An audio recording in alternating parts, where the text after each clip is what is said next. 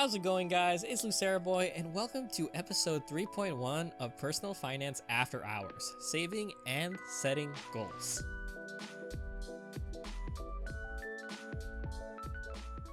So in this episode, we talked about how to save for your personal finance goals. And personally, for me, I think the best way to do this is first start at your longest term goals, which is your retirement.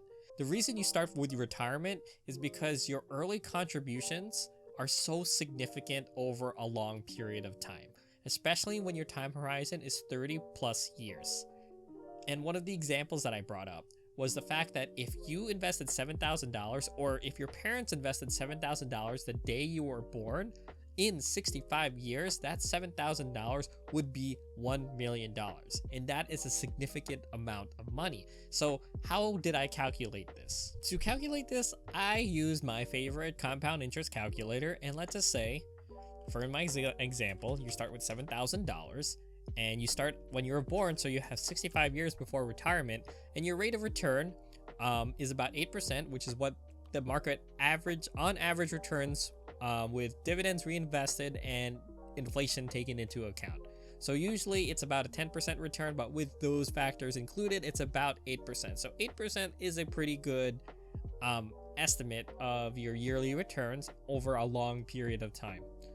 And we're not going to add any additional contributions, just the $7,000. And that's about it. And what happens after 65 years? It'll be $1 million. $1 million. That's pretty crazy. If you want to see the report and how it grows over time, here it is. So basically, the first 10 years, it's growing, but barely, right? So the first year, it's about $500 more, 600, 653, 700, 761. And considering the fact that you're not adding any money to it, this small amount is actually a pretty big deal. You know, that's an extra $600. By the end of year 10, you're getting an interest of $1,000. $1,000. Every year after that, you are getting at least $1,000. And then let's jump forward to another 10 years. In year 20, this is you're 20 years old now. You've gained $2,000 interest in just 1 year. And the total amount of that account is $32,000. $32,000. And that's a lot of money. So now let's go to 30. You're now 30 years old. That account is now $70,000. And in that year alone, you got $5,000 interest. We go to another 10 years. When you're 40 years old, that account is now $152,000. Another 10 years when you're 50, that account is $328,000. And then go to age 60, that account is $700,000. And then finally, age 65, $1 million. So $1 million without having to do anything. All you had to do was invest $7,000 into the market and just leave it there. And that's pretty incredible. Let's go back to planning for our future goals, right? So first we start off with how much we need in retirement and how we're going to get there, right? How much we need to contribute every year. So another good way to look at this is using a retirement calculator that will take in consideration inflation, the effect of inflation on how much money you will need in the future as well. So in the video, this is actually the example that I was using. I was saying you're going to start at age 25, retire at 65, have an annual income of $50,000. You will save about 15% of your income.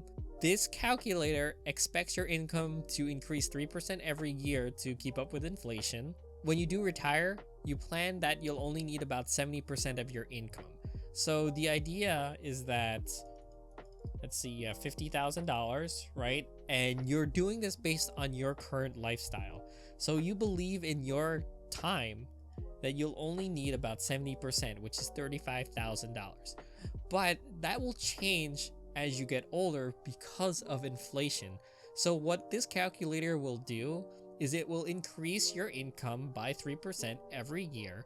And then by the time you retire, it's going to calculate a 70% need of your final salary before you retire. So in this case, you can actually see it right here. It says your plan provides $2 million when you retire. This assumes an annual retirement expenses of $110,000, which is 70% of your last year's income of $158,000. And then in this scenario, I also included Social Security. There are arguments not to include Social Security in these calculations because we don't know what will happen to it in the future. But if we did remove it, this retirement plan wouldn't work. Instead, to meet your retirement goals, you would need to save at least 30% of your income to make it possible. That is difficult, especially when you're just making the median income, but you can see how much money you actually need to make it to retirement, right? Especially if you're not planning to get Social Security. So those are things to keep in mind when you're planning for your retirement. And so first, you want to figure out this number. You want to figure out how much of your income every year you're going to need to contribute in order to meet your retirement goals. And then, and only then, can you start to plan for your short-term goals? Because short-term money for the short-term money in the short term, as in I need to buy a car in like 2 years, that's fine, right? But every dollar you spend in your 30s can be 10x'd over 30 years. So spending $10,000 today is actually about like $100,000 30 years from now. And if you just want to see that play out, let's just go to the compound interest calculator again. Let's say you bought a car for $10,000 in 30 years time. That's $100,000. So think of it this way. Any dollar you spend in your 30s or 20s to 30s is at least $10. You will have to consider what you're using in saving your money in the short term and how that will affect you in the future. After you figure out how much you need for retirement, you're saving that much money. If you have any money left over, like for saving, like not for your needs and essentials and what you've planned for discretion. Remember in my example, you had 30%, 15% had to go to retirement, you had an extra 15%. So now you want to hit your other goals, like buying a car, planning for a wedding, or saving up for a down payment on the house. And then consider your time horizon for it. Let's say you need to buy a car in 2 years and you wanted to buy a car that's $20,000. How much money would you need to save in order to hit that goal in 5 years time, right? How much money per year do you need to save?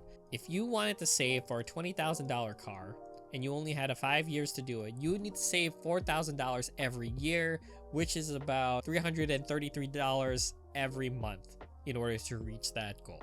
And then you add your short-term goals together. So you want to buy a car, you wanted to get a down payment, and then you start to see if you can hit all those goals simultaneously.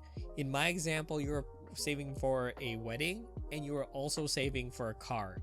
If you remember, we were going to save money for a car within 2 years and save for a wedding within 2 years. The car was $10,000 and the wedding was $5,000 in 2 years if we're saving for both at the same time and we wanted to hit those goals. And if you noticed, the solid number that we made was for the $10,000 car. And then the extra that we were saving was $5,000 for the wedding. So the sacrifice here was we are going to save $10,000 for the car, and whatever was left over would be for the wedding. Depending on what is more important to you, you could flip those. You could reduce the amount of money going towards the wedding, but you need to understand you can't have both, because if you wanted to have both, you would need to take away from something else. And that something else could be your retirement. That something else could be the bills that you're paying right now. That something else could be the debt that you have that you need to pay off. But you need to realize what the trade-off is. And what happens in many scenarios and many people's lives is that they will forego saving for the retirement because they don't see the power of the money today in the future. And they don't see how important it is to save for your retirement now, considering inflation, considering compound interest, And then also considering that you can't take out a loan in retirement. You can take out a loan for a car, right? You can finance a car. You can finance a wedding, not saying you should, but you could. And you can mortgage a house, right? You just need a down payment. But when you reach retirement, you can't take out a loan for retirement. You could, but it's not going to be the substantial amount that help you, live throughout your retirement years. And another thing that I think is very important to consider is you want to be self-sustaining in retirement. If you have family and kids, do you want the burden of supporting yourself in retirement to go to them? There are some arguments, I know, and there's also cultures where it is expected for the children to take care of their grandparents in the future. But remember, think about what I was saying before. You can't take out loans for retirement, but you can take out loans for things like going to school, for buying a house, for buying a car. I think it's most important to make sure that you yourself are in a secure financial situation and not to burden your family and loved ones with what you need in the future. Let's talk about what I was doing in the beginning. In the beginning, I was only making about $45,000, and at any point in my mind, I thought I would need to go out and live on my own. But at the time and currently, I am fortunate enough to live with my family.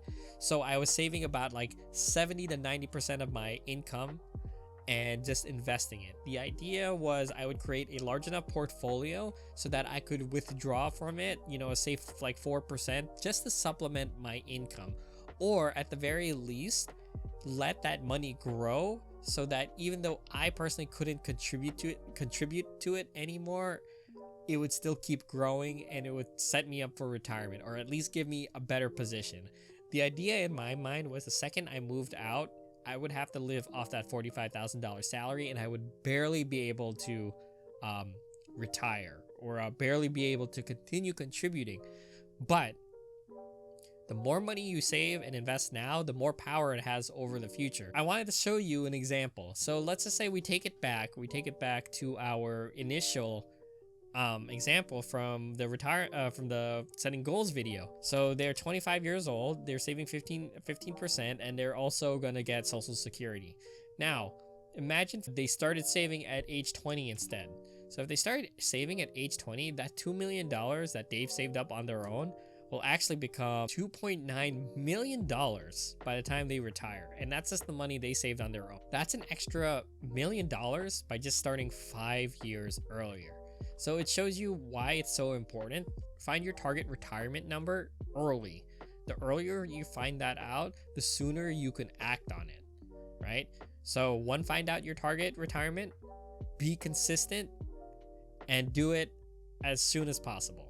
Because they started at age 20, they might only need to save about 10% of their income. The reason why I say this is because the money runs out at age 95 and they might be dead at that point. But let's make it safe, 11%. 11% is enough. So if they start at age 20, they only need to save 11% of their income to reach $2 million. So that's just pretty much emphasizing the fact that the earlier you start, the easier it will be. And making catch-up contributions is actually very difficult. So if you want an idea of what it would mean to catch up in this scenario, basically just look at the beginning balance here. And they just stopped contributing, right? They didn't have any of these contributions. Basically, to be on the same level, and like let's say a 40-year-old didn't start investing at all, they would need to throw in $256,000 and then continue putting at least 10% of their income, right? And then now, let's say they didn't save for retirement at all and they're age 50. Now they need $654,000, and then they need to continue putting 10% of their income. And that's just not feasible for a lot of people. So what will end up happening is that they'll need to do that lump sum, and then also increase their contributions to like 50, 60, 70% of their income to catch up. And then we could just see the difference in 5-year period. If you waited 5 years, you would need to initially invest $25,000 and then continue investing 10% of your income if you waited 5 years. 10 years, you need to contribute $73,000 and then continue contributing 10% of your salary. So this is why I think it's so important to start with your retirement first and then fill in the gaps with your short-term targets. Because if you can't hit If you can't hit your retirement targets now, then how do you expect to do it in the future? The only way you can do that is to significantly increase your income and significantly save. And not everyone can do that. And the thing that you can control is today. You can control what's happening today to plan in the future. If today you are planning to get a paying job, that might not happen. Something might happen. Something might happen to the economy. Something might happen to you. You might get injured, but you can plan for what you have today, right? What you have that is stable today, what you know will likely continue into the future. So that's why I think it's very important. Plan for retirement first, then fill in with your short-term goals. If you want to go back to like my financial planning, remember I was trying to make a large portfolio so I can start like drawing down from it. But as I increased my salary, I increased the amount of money that I put into it. And now that I'm in the financial situation that I could afford a house, I've now changed my savings goals. So I stopped putting as aggressively putting money into my portfolio. Now I'm just meeting my company match. First 8 months of 2023, I'm just going to be making my company match, and I'm going to contribute $6,000 to my Roth IRA. But the rest of the money I'm saving will go directly into savings for a down payment. So by the end of 2023, I will be able to purchase a house. And you can see how my goals have changed because based on my salary. And I didn't make these decisions based on, I want to buy a house, but I don't have enough money. So I'm going to take from my retirement. No, don't do that. Technically I could do that. I could have just taken money from my retirement, but taking money that I have invested and that has been growing will be significantly detrimental to what it could possibly turn into in 10, 20, 30 years. I hope these ideas stay in your mind as you plan for your financial future. When you plan for your short-term and your long-term goals, remember, think of your retirement. Retirement should always be planned for. Luxury goods like your car or your weddings and things like that. Plan for those after you've gotten a solid plan for your retirement. It's harder to make catch-up contributions, and it's easier to make plans for what you have today than what you might have in the future. So I hope this helps you out. Thank you guys for stopping by for another episode of Personal Finance After Hours. Leave a like and subscribe to continue our financial journey together, and I will see all you guys next time.